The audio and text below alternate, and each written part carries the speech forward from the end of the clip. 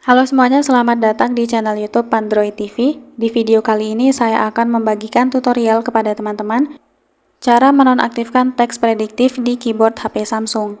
Sebelum kita masuk ke tutorialnya, jangan lupa untuk teman-teman subscribe dulu channel YouTube ini dan jangan lupa juga untuk nyalakan tombol loncengnya supaya kalian selalu dapat updatean terbaru dari channel YouTube Pandroid TV. Oke, kalau gitu langsung saja kita masuk ke tutorialnya.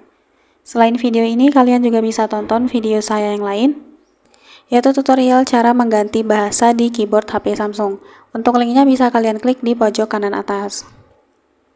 Nah, oke, untuk teman-teman yang mungkin justru nggak suka ya dengan teks prediktif. Jadi teks prediktif itu ketika kita mengetik ya satu huruf atau mungkin dua huruf, dia akan muncul beberapa prediksi teks ya, yang mungkin memang ingin kita ketik. Nah, seperti ini. Saya ketik da, di sini ada beberapa prediksi teksnya. Nah, mungkin buat teman-teman yang kurang nyaman dengan fitur prediksi ini, untuk cara menonaktifkannya, kita bisa klik saja ikon pengaturan di atas keyboard. Nah, di ketik cerdas, teman-teman bisa temukan ada teks prediktif.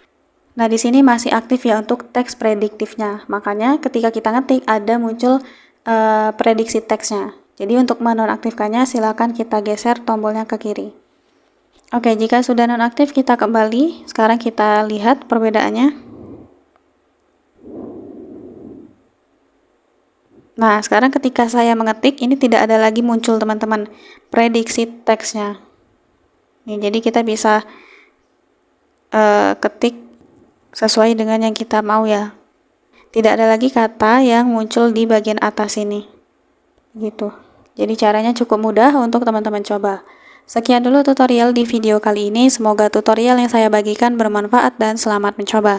Selain video ini, kalian juga bisa tonton video saya yang lain, yaitu tutorial cara mengatasi keyboard HP Samsung yang lemot. Untuk linknya bisa kalian klik di kolom deskripsi.